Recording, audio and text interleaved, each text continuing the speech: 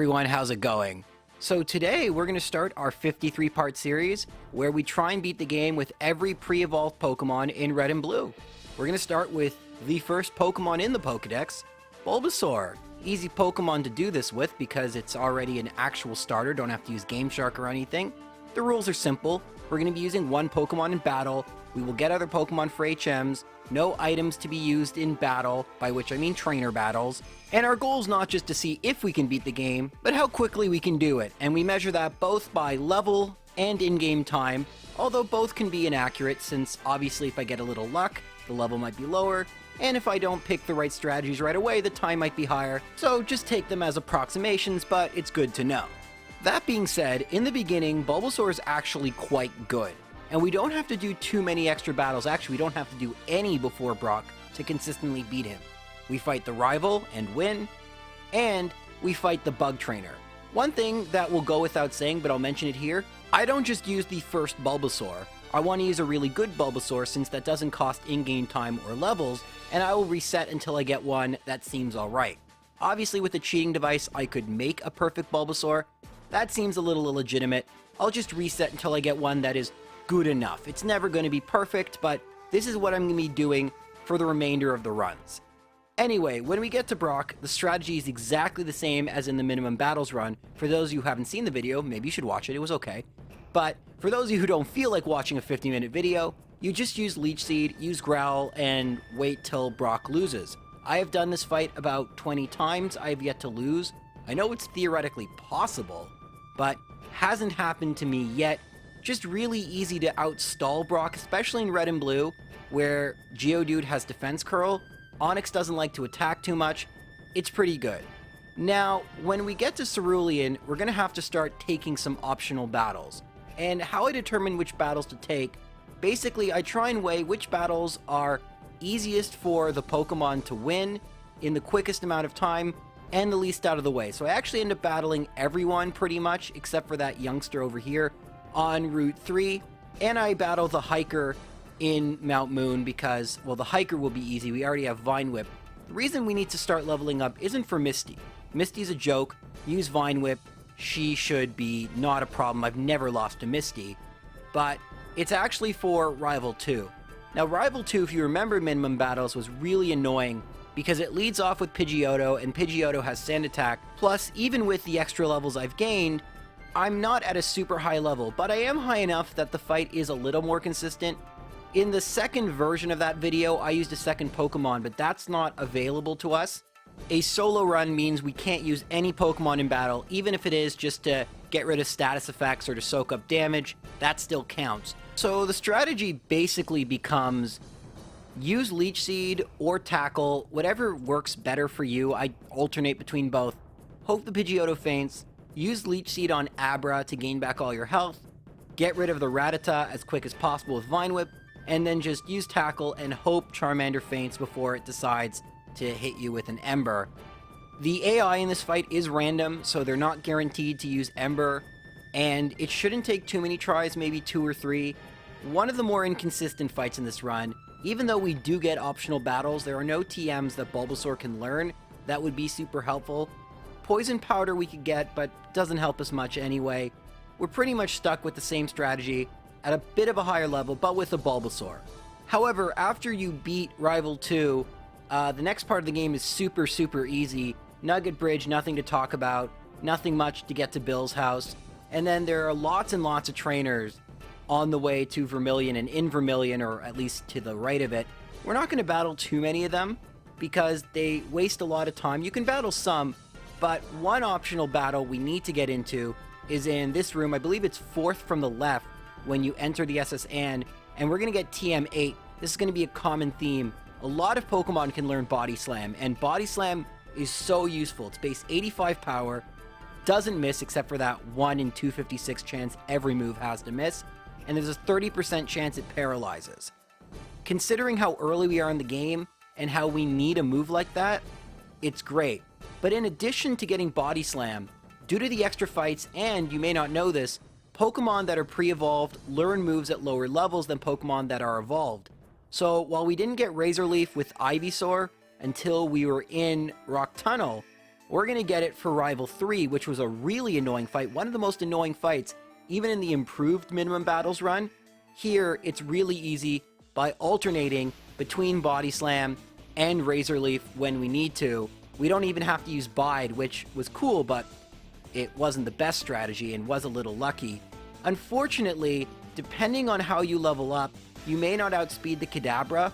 I try and preserve my rare candies because, as you know, it takes more experience points to level up later, so it'd be nice to use your rare candies later, but sometimes if you're really stuck, using some rare candies can be an easy way to just quickly bypass the problem.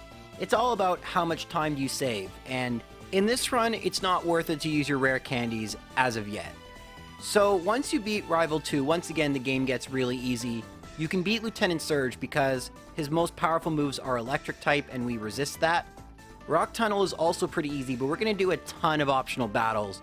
In fact, Bulbasaur, as it turns out, is really good at the early game, but struggles pretty mightily after Erica. And you can imagine why, right? After Erica, we have the Poison Gym, the Psychic Gym, and the Fire Gym.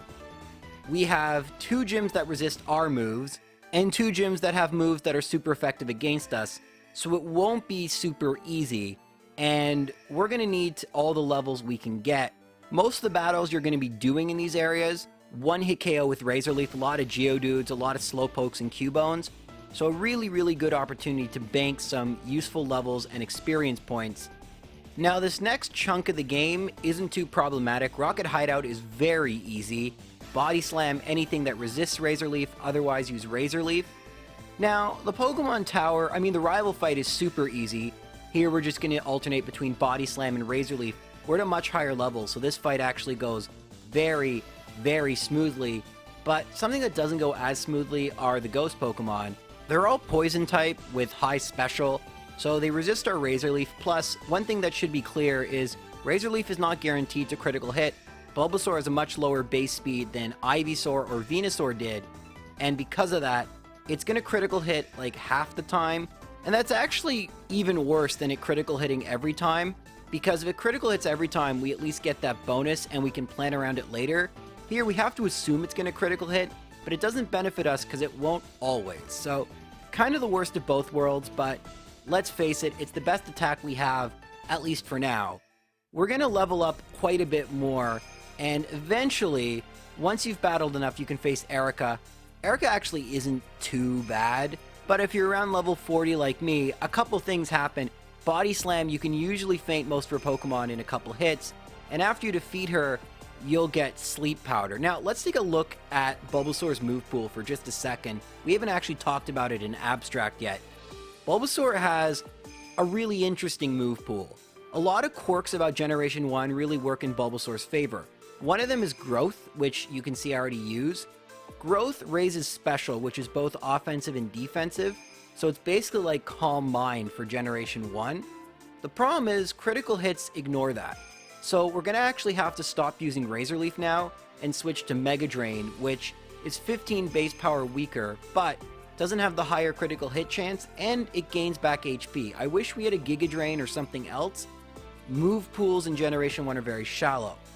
We also get access to Sleep Powder. This would have made the first video I did on Red and Blue a lot easier. Again, Venusaur doesn't learn this till a lot later once it's already useless. So we never got to use Sleep Powder. Here, we're going to actually take a lot of advantage of that. 75 accuracy, so we can factor in a miss or two, and this will allow us time to set up our growths and then use Mega Drain. And that's pretty much the strategy going forward. Our final move is still going to be Body Slam for a large part of the game, and so while these Pokemon are tough, the strategy we're using will work so long as you are at a high enough level, and the idea is how high do we need to make these strategies consistent without over-leveling and thus wasting time making this run take longer than it should. Well, with Koga, it didn't work at the level I was at, so rather than gaining levels on Cycling Road or the other side, where there are some water Pokemon, the problem with the route below Lavender Town is there are so many different trainers, it just takes a long time, it wastes time. Instead, we're actually going to stay within gyms. This is actually a pretty good strategy, just generally speaking. If you need to gain more levels, gym trainers have pretty good Pokemon. They're in a very concentrated area, so you can battle a lot of them really quickly. I fought every single one in Koga's gym, and then used the growth Mega Drain strategy to beat his Pokemon. The one thing you need to watch out for is a self-destruct from Weezing. That's kind of a reset, it's just lucky if you use it or not. But as you can see, even though Mega Drain isn't super overpowered, it does have that added advantage of giving us back HP, and makes the Koga fight not too bad. And luckily, we're not going to need to defeat many more trainers in Silph Company to get by the rival fight. Silph Company is not a great place because the trainers are spread out, and unless you have a Psychic Pokemon, they can take quite a few hits to knock out, so usually they're just not worth your time. We don't even need it. Sleep Powder, spam Growth, and then just sweep through the rest of his team with either Body Slam on the Pokemon that warrant it like Execute, or Mega Drain on the rest. It's funny, I always thought Bulbasaur was really weak, but turns out it's pretty good if you know how to use it. Giovanni's a joke, Sabrina isn't, so we're going to need to gain some more experience. A quick-ish way to do that is to battle all the trainers in her gym, since a lot of them have Slowpoke, so you're super effective.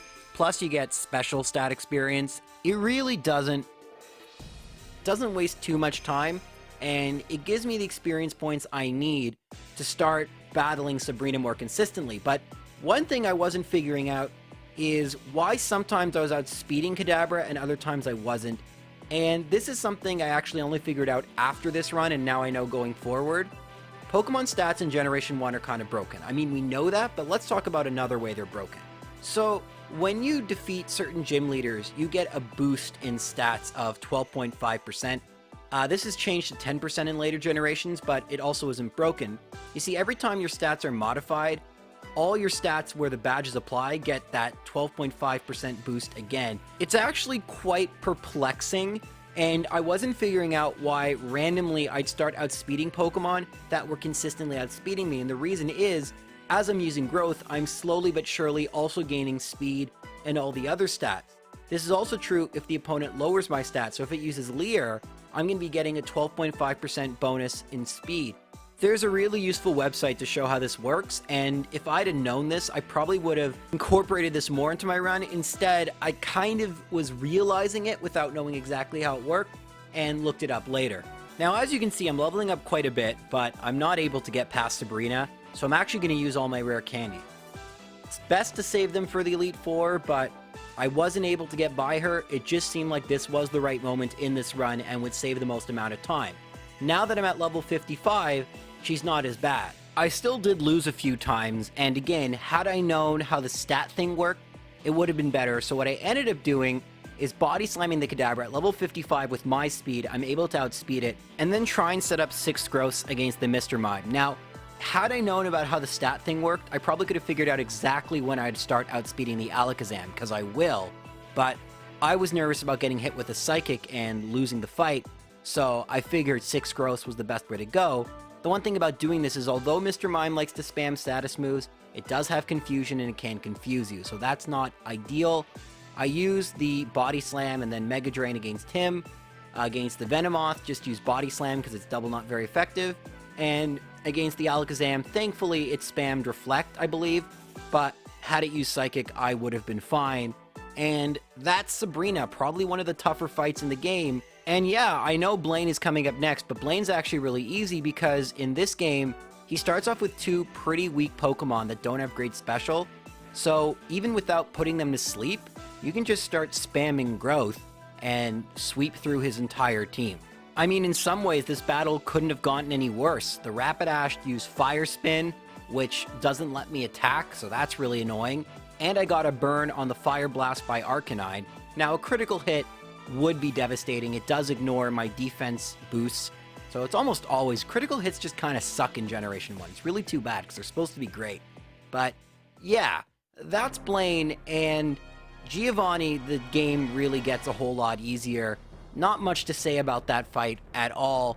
I mean, I didn't even use a strategy. I didn't set up growths or sleep powder. I literally just alternated between Body Slam and Mega Drain. I was curious like how badly I could kind of play this fight and still win, and it was my first try and I won. So you can see at this level, he's just too easy. In Yellow version, a lot of these fights would be more difficult, by the way. So perhaps like many years from now, I can do this again in Yellow version, but Red and Blue are the ones most of us know. So it is nice to see us just absolutely destroying the game with Bulbasaur, not even evolving it.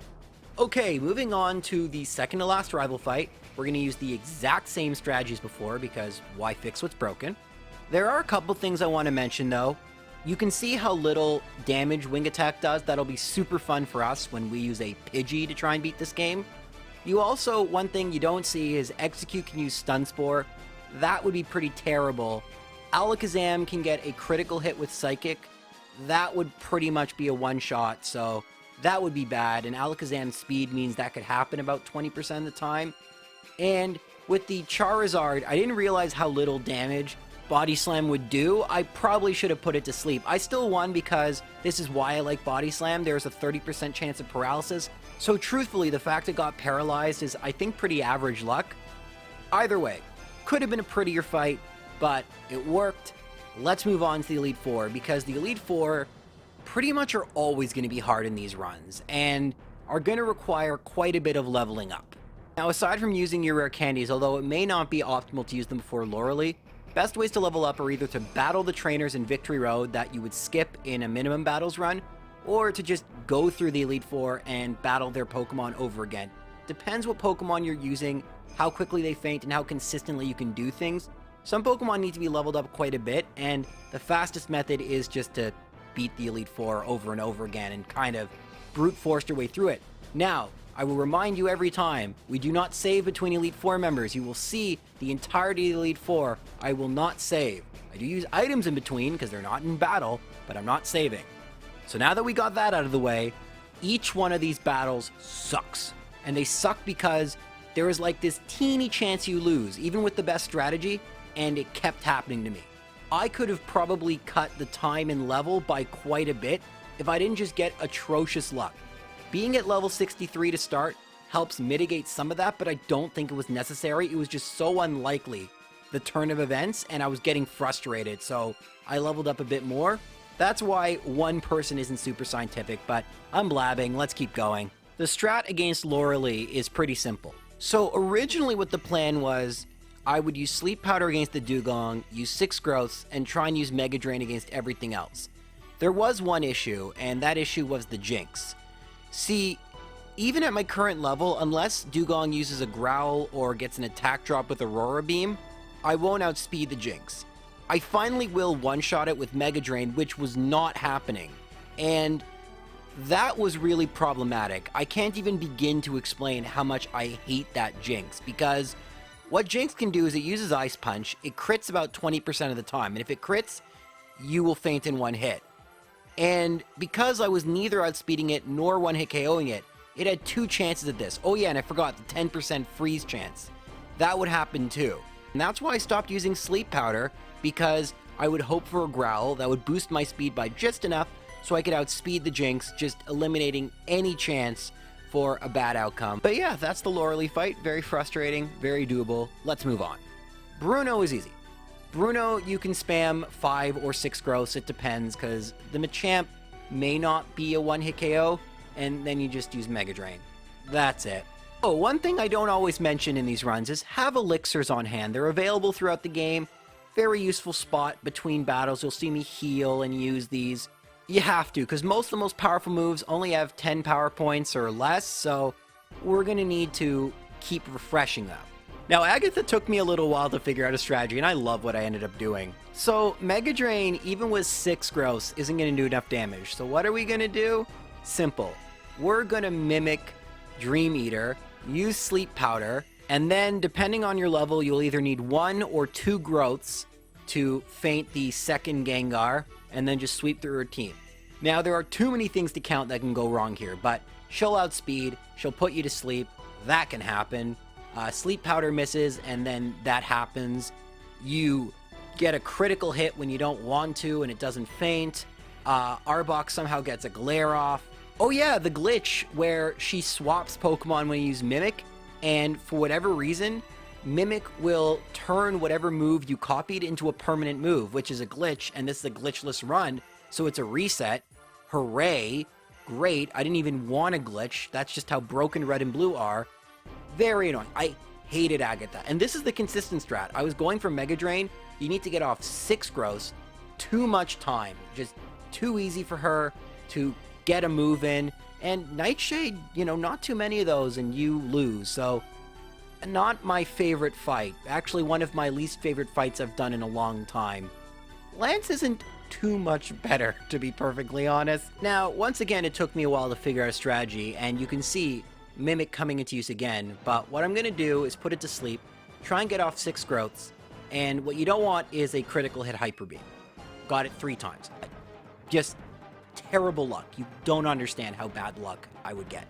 But anyway, Faint the Gyarados. Hydro Pump, yes, it doesn't get that 1.5 bonus, but we have a 120 base power move versus a 40 base power move that is double resisted by Dragonite. I wish they had Ice Beam, but we're gonna have to deal with Hydro Pump. It will one-shot everything, and oh yeah, Dragonite will just use Barrier because the quote-unquote good AI thinks Psychic's super effective against Poison. I use Psychic move.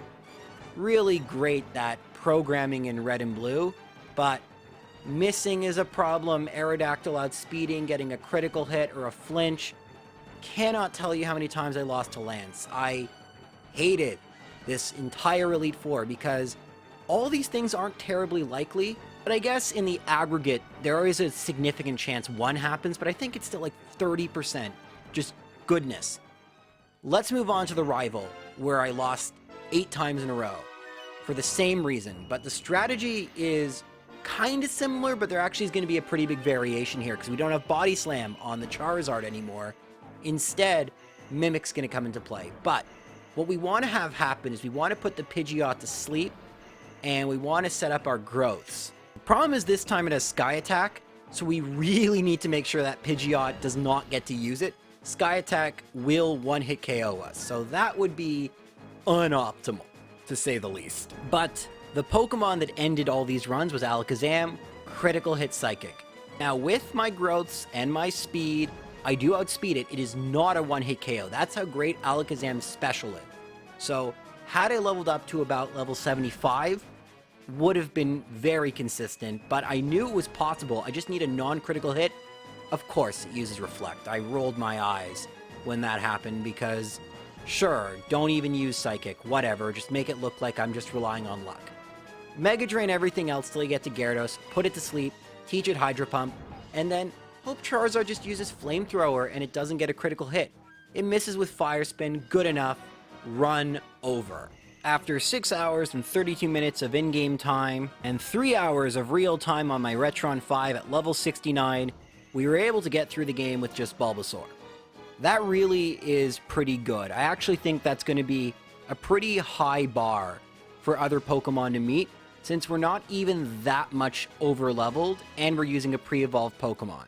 Honestly, my opinion on Bulbasaur has completely changed. This run, yes, there were annoying parts, but I feel they were mostly due to bad luck. Growth, Sleep Powder, just such useful tools to have. And I'm really going to miss having a move that puts Pokemon to sleep. It's so great. There's so few Pokemon that get it. Sleep just so overpowered because, as you may notice, you don't get to attack the turn you wake up like you can in the rest of the series. So Bulbasaur really has some unique things to it, and it was really fun to start off this series. But that's it for this video. Stay tuned in a couple days for Charmander. Let me know if you like the quicker, more abridged format. There was quite a bit more of you just seeing what was happening and less of me doing a play-by-play, but I just feel like it is a better format going forward, especially to produce more content. So we're actually going to be under 25 minutes, really short video. Very happy. Take care, guys.